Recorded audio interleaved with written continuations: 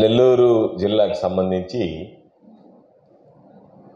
ధాన్యం కోతలు, వరి పంటకు సంబంధించినటువంటి కోతలు ప్రారంభమయ్యాయి. గత 2 వారాలుగా నెల్లూరు జిల్లాలో ఈ వరి కోతలు జరుగుతున్నాయి. అందులో భాగంగా రాబోయేటువంటి 1 వారం 10 రోజుల లోపల ఈ కోతలు ఉధృతమైనటువంటి పరిస్థితులు ఏర్పడ్డాయి. అటువంటి నేపథ్యంలో రైతులకి గిట్టుబాటు ధర లేకపోవడంతో ఈరోజు పాపం రైతులు నానా ఇబ్బందులు పడేటువంటి పరిస్థితి. మేము క్షేత్రస్థాయిలో పర్యటించాం, క్షేత్రస్థాయిలో రైతులతో మాట్లాడాం. రైతుల గోడు విన్న తర్వాత ప్రభుత్వానికి, అధికారులతో చాలాసార్లు మాట్లాడడం, విజ్ఞప్తి చేయడం జరిగింది. అయితే ఏమీ పట్టనట్టుగా నెల్లూరు జిల్లాకు సంబంధించి కూడా వైఎస్ఆర్ కాంగ్రెస్ పార్టీ వ్యక్తులు చాలామంది ధర్నాలు, నిరసనలు చేపడుతున్నటువంటి నేపథ్యంలో రైతులు తీవ్ర ఆందోళన చెందుతున్నటువంటి పరిస్థితుల్లో దీనికి సంబంధించి ఏ విధంగా మీరు దీన్ని అధిగమిస్తారు అని చెప్పి అధికారులని పదే పదే అడుగుతున్నటువంటి నేపథ్యంలో ఈరోజు అధికారులు రకరకాలైనటువంటివి చెప్పి ప్రెస్ మీట్లు పెట్టడం, పత్రికా ప్రకటనలు ఇవ్వడం తప్ప వాస్తవ రూపం దాల్చడం లేదు. ధాన్యం కొనుగోలు జరగటం లేదు.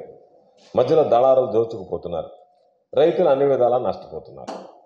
రైతులు నష్టపోతున్నటువంటి పరిస్థితుల్లో ఈ అమరావతిలో గత 2 రోజులుగా మనం సోషల్ మీడియాలో, పత్రికల్లో చూసాం, వరుసగా సమావేశాలు పెట్టారు. నేను మిమ్మల్ని అడిగేది, మీరు సమీక్షలు, సమావేశాలు జరుపుకోవడం తప్ప అసలు ధాన్యం కొనుగోళ్లకు సంబంధించి మీరు తీసుకున్నటువంటి నిర్ణయాలు ఏవి ప్రకటించినటువంటి పరిస్థితులు లేవు. ఇదిగో ఇతిమిద్దంగా ధాన్యం కొనుగోళ్లకు సంబంధించి ఈ సమస్యను మేము నెల్లూరు జిల్లాలో గుర్తించాం, కాబట్టి దానికి సంబంధించి రేపు రాబోయే రోజుల్లో అవి పునరావృతం కాకుండా చర్యలు తీసుకుంటాం, రైతులకు అండగా నిలుస్తాం, రైతులకు ఎక్కడ ఇబ్బందులు కలగకుండా చూస్తాం, ధాన్యం కొనుగోళ్లు సజావుగా పూర్తి చేస్తాం అనేటువంటి మాట వినిపించకుండా ఈరోజు అంతా సవ్యంగానే ఉందని చెప్పి అధికారులు చెప్పడం, దాని మీద 1-2 రోజుల ముందు ఒక సమావేశం జరిగింది, తర్వాత 2వ సమావేశం నిన్న జరిగింది. దానికి సంబంధించినటువంటి దాంట్లో పాపం civil supplies minister Nadendla Manohar ఆయన మాట్లాడాడు. గత ప్రభుత్వం సరిగ్గా పనిచేయనందువల్ల, సరిగ్గా ధాన్యం కొనుగోళ్లు చేపట్టనందువల్ల వచ్చినటువంటి సమస్యల దృష్ట్యా ఈరోజు అది పునరావృతమైంది తప్ప లేకపోతే కాదు, ఇది మా ప్రభుత్వ వైఫల్యం కాదు అని చెప్పి మాట్లాడుతున్నారు. బహుశా మనోహర్కి తెలిసినట్లేదు నెల్లూరు జిల్లాలో ధాన్యం గత సీజన్లో ఎంత అమ్మారనేటువంటిది తెలిసినట్టు లేదు. తెలుసుంటే మాట్లాడుండేవాడు కాదు. ఒకసారి చూస్తే ఈరోజు పరిస్థితి పుట్టి అంట మనం 850 కేజీలు నెల్లూరు జిల్లాలో ధాన్యం మద్దతు ధర 19,720 రూపాయలు.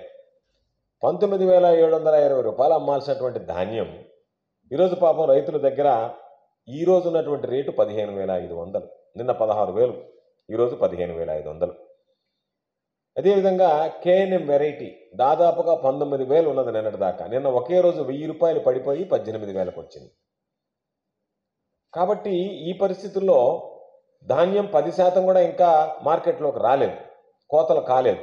అటువంటిది ఇప్పుడే రేట్లు ఇంత దారుణంగా ఉంటే, దానికి సంబంధించి ఒక్క రోజులోనే 1,000 రూపాయలు అట్లా తగ్గిపోతూ ఉంటే బీపీటీ పరిస్థితి వర్ణాతీతం. అసలు అడిగేవాళ్ళు కూడా లేకుండా పోయి దళారుల పాపం వాళ్ళు ఏమి చేయాలో తెలియక దళారులకి అప్పుకి అమ్ముకోవాల్సినటువంటి దుస్థితి ఏర్పడింది. రైతులకు డబ్బులు ఎప్పుడైనా ఇచ్చారు, ఏం చేయాలి ధాన్యాన్ని అర్థం కాని పరిస్థితుల్లో కొనుగోలు జరగక, ప్రభుత్వం ముందుకు రాక పాపం ఆరబెట్టుకొని ఎవరికో ఒకరికి ఈరోజు పాపం వాటిని తెగనమ్ముకోవాల్సినటువంటి దుస్థితి ఏర్పడింది. కాబట్టి గత ప్రభుత్వంలో ప్రధాని మాట్లాడతావు, నాదెండ్ల మనోహర్కి తెలియక మాట్లాడినట్టుకున్నాడు. గత ప్రభుత్వంలో పోయినసారి ఇదే సీజన్లో 22,000 నుంచి 23,000 రూపాయల కల్లాంలో నేరుగా కొనేశారు పచ్చి వడ్లు. అదేవిధంగా ఆరబెట్టినటువంటి వడ్లు 25,000 నుంచి 26,000 వరకు అమ్మాయి. కాబట్టి గిట్టుబాటు ధర ఈరోజు 19,720 ఉంటే 15,500 కొనేటువంటి మీ ప్రభుత్వాన్ని చూసి సిగ్గుపడాలా? మీ ప్రభుత్వం దాన్ని ఎందుకు చేయలేకపోయింది? అనేక కారణాలు ఉండొచ్చు. మీ విధానం, మీ నిర్ణయాల కారణం ఉండొచ్చు, రేట్లు పడిపోవడానికి ఏదైనా కావచ్చు. కానీ ఈరోజు మీరు కొనుగోలు ఆపేశారు. దాంతో దళారులు, మిల్లర్లు విజృంభిస్తున్నారు. ఏ రోజైతే ప్రభుత్వం ముందుకొచ్చి రైతులు పండించినటువంటి ధాన్యాన్ని మేము కొంటామని అంటారో ఆ రోజు దళారులు కానీ, వ్యాపారస్తులు కానీ, మిల్లర్లు కానీ పోటీ పడతారు. మేము గతంలో తీసుకున్నటువంటి నిర్ణయం ప్రతి గింజా ధాన్యాన్ని ప్రభుత్వం కొనడానికి సిద్ధంగా ఉంది, మద్దతు ధర కన్నా తక్కువ అమ్మాల్సినటువంటి అవసరం లేదనేటువంటి భరోసా రైతులకు కల్పించాం. కాబట్టి రైతులు ఆ రోజు నిలబడగలిగారు. రైతులు ధైర్యంగా మా దగ్గర ప్రభుత్వం కొనగలుగుతుంది అని చెప్పి దానివల్ల దళారుల వ్యాపారస్తులు పోటీ కొనడం వల్ల మార్కెట్లో పోటీతత్వం పెరగబట్టి 25,000 26,000కి చేరింది రేటు. పుట్టి 850 కేజీలు అని చెప్పేది టన్నుగా. అటువంటి పరిస్థితుల్లో ఈరోజు గిట్టుబాటు ధర కన్నా తక్కువతో 20,000 రూపాయలు ఒక్కొక్క రైతు గిట్టుబాటు ధర కన్నా తక్కువగా 20,000 నష్టపోతున్నాడు. గత రేట్లతో పోలిస్తే ఒక్క ఎకరా మీద 40,000 రూపాయలు నష్టపోతున్నాడు పాపం ఈరోజు. కాబట్టి రైతు అనేటువంటి వాడు ఎన్ని రకాలైనటువంటి ఇబ్బందులు పడ్డాడు. ఒక పక్క దిగుబడి తగ్గింది. ఈరోజు ఏదైతే చెప్తున్నాడో షుగర్లెస్ వెరైటీ బ్రహ్మాండంగా ఉందని, షుగర్లెస్ చూస్తే 3 పుట్లు అవుతున్నాయి పాపం, 20,000. కౌలుదారులకైతే పాపం ఖర్చులు కూడా ఈరోజు మిగిలేటువంటి పరిస్థితి లేదు. కొన్ని దగ్గరలో అయితే పాపం వాళ్ళు మేము ఆత్మహత్యలు చేసుకోవాల్సిందనే పెట్టిన పెట్టుబడి కూడా రాక నష్టాలు ఊపిరి ఇరుక్కుపోతున్నాం, మేము అసలు తెచ్చినటువంటి వడ్డీలు కట్టలేక చచ్చిపోతున్నాం అని చెప్పి ఈరోజు పాపం బెంబేలెత్తేటువంటి పరిస్థితి ఏర్పడింది. కాబట్టి ఏదైనా సరే మీరు ప్రతిదీ ఒకటి అలవాటు అయిపోయింది, గత ప్రభుత్వం. అందుకని ఒక సివిల్ సప్లైస్ మినిస్టర్గా ఉండేటువంటి వ్యక్తి వాస్తవాలు తెలుసుకొని గతంలో నెల్లూరు జిల్లాలో ఏ విధంగా అమ్మకాలు జరిగాయి, ఏ విధంగా జరుగుతున్నాయనేటువంటిది సరిచేసుకుంటే మంచిది తప్ప దాన్ని పక్కన పెట్టి ఈరోజు రైతులు చెప్తున్నారు, మాట్లాడాం, గన్నీ బ్యాగులు లేవు, ట్రాన్స్పోర్ట్ సౌకర్యం లేదు, లేబర్ లేరు, లేబర్కి డబ్బులు ఇచ్చే పరిస్థితులు లేరు. కాబట్టి వాళ్ళు దాన్ని ఎత్తుకొని వెళ్ళి ఎక్కడికన్నా అమ్ముకోవాలన్న బస్తాలు ఇవ్వండియా బాబు అంటే బస్తాలు ఇచ్చేటువంటి నాదుడు లేడు. రావడం, పోవడం, చూడడం. ఎవరో చెప్పారు వాట్సాప్లో హాయ్ అని పెడితే కొంటామని చెప్పి హాయ్ పెట్టడం ఏంది, వీడియోలో పెడతారు రైతులు పాపం, అయ్యా మా దుస్థితి ఇది అని చెప్పానండి. పట్టించుకునేటువంటి నాదుడే లేకుండా పోయాడు. ఒక పక్క మిల్లర్లు దోచుకుంటున్నారు తరుగని చెప్పి 150 కేజీలు అదనంగా, అంటే 850 కేజీలు పుట్టి అయితే టన్ను ధాన్యం తీసుకుంటున్నారు. టన్ను ధాన్యం తీసుకుని రేటు మాత్రం పుట్టి రేటుకి 850 కేజీలకు రేటు ఇచ్చేటువంటి పరిస్థితి ఏర్పడింది. కాబట్టి ఈరోజు మరో వారం రోజుల్లో ఏప్రిల్ 3వ వారం వరకు ఈ కోతలు ఉంటాయి. ఇప్పటికీ 10% ధాన్యమే కోతలు పూర్తయ్యాయి. మరో 90% ధాన్యం రావాల్సినటువంటి పరిస్థితి ఉంది. కాబట్టి అటువంటి నేపథ్యంలో రైతులు కుదేలైపోయేటువంటి పరిస్థితి ఏర్పడింది. కాబట్టి మీరు ఇప్పటికైనా కళ్ళు తెరిచి ఈ కథలు మాని ఏదో ఒక విధంగా, ఎందుకంటే చంద్రబాబు నాయుడు ప్రభుత్వం రైతులను అన్ని విధాల ఇబ్బందులు పెట్టింది. ఎరువులు అందుబాటులో లేవు, ఇబ్బందులు పడ్డారు.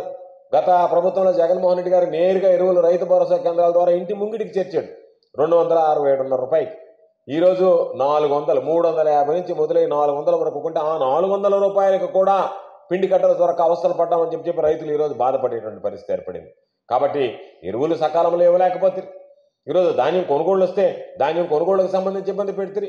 రైతులకు సంబంధించిన అన్నదాత సుఖీభవ కింద పెట్టుబడి సహాయం చేస్తానని చెప్పి 1 సంవత్సరం అసలు పెట్టుబడి సహాయం ఎగరగొడితే, ఏ నోటుతో అయితే గతంలో జగన్మోహన్ రెడ్డి గారు 13,500 ఇస్తే మీరు 7,500 ఇచ్చారు, 6,000 రూపాయలు కేంద్ర ప్రభుత్వంతో కలిపి ఇచ్చారు. అది ఎలా కలుపుతారని ఏ నోటుతో అయితే చంద్రబాబు మాట్లాడాడో సభల్లో, బహిరంగ సభల్లో, అదే నోటుతో ఈరోజు మరలా కేంద్ర ప్రభుత్వం ఇచ్చేటువంటి 6,000 కలిపి నేను 20,000 ఇస్తానని మాట్లాడాడు. అది 1 సంవత్సరం ఎగ్గొట్టాడు. ఈ సంవత్సరం అరాకొరగా ఇవ్వడానికి చలిపోయేంత నిధులు కూడా బడ్జెట్లో కేటాయించలేకపోయారు. దాన్ని బట్టే రైతుల పట్ల మీకు ఎటువంటి చిత్తశుద్ధి ఉందనేటువంటిది అర్థమవుతుంది.